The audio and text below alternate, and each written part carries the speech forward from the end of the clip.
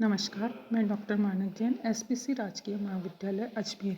आज हम दक्षिण भारत की संगम युग का अध्ययन करेंगे और इसमें चेर, चोल और पांड्य राज्यों का अध्ययन करेंगे। सबसे पहले चेर राज्य वर्तमान केरल का प्राचीन काल में चेर नाम से प्रसिद्ध था। चेर का राज्य विस्तार पांड्य राज्य के उत्तर पश्चिम की पहाड़ियों में समुद्र तट के बीच के भूभाग में था। इस राज्य का प्रथम महत्वपूर्ण शासक उदयजीरल था। उसका पुत्र नेदुजीरल अदन एक यशस्वी शासक हुआ। उसने अपने राज्य का विस्तार कर अधिराज्य की उपाधि ग्रहण की।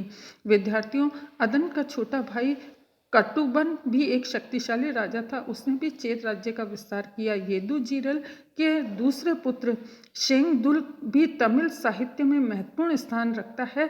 उसे एक साहसी योद्धा और कला तथा साहित्य का संरक्षण प्राप्त करने वाला शासक बताया गया है। संगम साहित्य में इस तथ्य का बोध होता है कि दक्षिणी प्रायद्वीप भाग में उसने सर्वप्रथम पत्नी पूजा आरंभ की और मातृ प्रधान समाज को पितृ प्रधान समाज में परिवर्तित करने का प्रयास किया। इस काल में दक्षिण भारत में गन्ने की खेती शुरू हुई। संगम साहित्य में उल्लेखित अंतिम चेर कुडको इन जेराल इरपोई तथा मदर जेराल इरपोइर थे, जिन्होंने क्रमशः चोल और पांड्य शासकों से युद्ध किया। चोल राज्य संगम काल के चोल राज्य का विस्तार में पेन्नार नदी में पश्चिम में कुर्ग तक था। चोल राजवंश का राजकीय चिन्ह व्याघ्र था। प्रारंभिक चोल शासकों में करिकल नाम के शासक का संगम साहित्य में प्रमुख स्थान है। उसका उल्लेख तो कई कविताओं में भी किया गया है। पत्तू पातू नामक एक कविता संग्रह में बताया गया है कि उसने प्रारंभ में उसे बंदी बना लिया, परंतु वह कैद से भाग गया और योग्यता के बल पर उसने पुनः सिंहासन प्राप्त कर लिया। करिकल ने एक सुदृढ़ नौसेना गठित की और उसके द्वारा उसने श्रीलंका पर विजय प्राप्त की, जहां 1200 लोगों को उसने बंदी बनाया।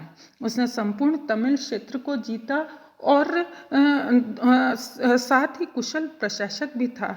उसने अपने लोकहितकारी कार्य से जनता का दिल जीत लिया, सिंचाई की व्यवस्था की, कृषि योग्य भूमि में वृद्धि की, कृषि और व्यापार को प्रोत्साहन दिया तथा राज्य में शांति और समृद्धि की व्यवस्था की। अनेक कवियों ने उसकी यशोगाथा का वर्णन किया है। करिकल के बाद शासन करने वाले चोल नृपतियों के वंशानुक्रम व राज्यकाल की घटनाओं के विषय में स्पष्ट विवरण उपलब्ध नहीं है। पांड्य राज्य कावेरी के दक्षिण में अन्नमलई के पूर्व में था। तमिल राज्यों में पांड्य सबसे प्राचीन था। उसका उल्लेख मेगसनीज ने भी किया है। रामायण और महाभारत में भी पांड्य राज्य का वर्णन है।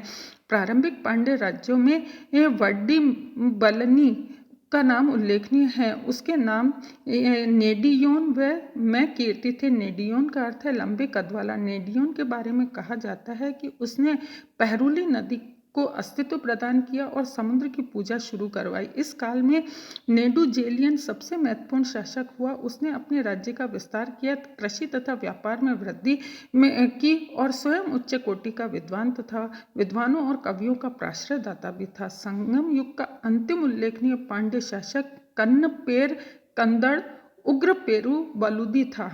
इस प्रकार विद्यार्थियों, चेर, चोल और पांड्य राज्यों की राजनीतिक स्थिति से हमें जो संकेत मिलता है, उसके आधार पर यह कहा जा सकता है कि ये तमिल राज्य कुल राज्य थे, जिसमें राज्य कुलों में किसी भी सदस्य किसी न किसी प्रकार से शासन में भाग लेते थे। कालांतर में इन राज्यों में वंशानुगत राज्य व्यवस्था का प्रचलन हो गया और राजा सर्वशक्तिमान होने लगे, किंतु राजा निरंकुश नहीं थे। उनके अधिकार परंपराओं, मंत्रियों के परामर्श, जन समितियों, विद्वानों और कवियों की मंत्रणा तक के आधार पर ही किए जाते थे। राजा से अपेक्षा की जाती थी कि वह आदर्श नैतिकता का पालन करेगा, प्रजा को पुत्रवत मानेगा, कला, धर्म और साहित्य की उन्नति करेगा। संगम साहित्य में राजाओं से यह अपेक्षा की गई कि वे युद्ध के द्वारा राज्य विस्तार करेंगे और चक्रवर्ती सम्राट की अवधारणा को साकार करेंगे। इति नमस्कार।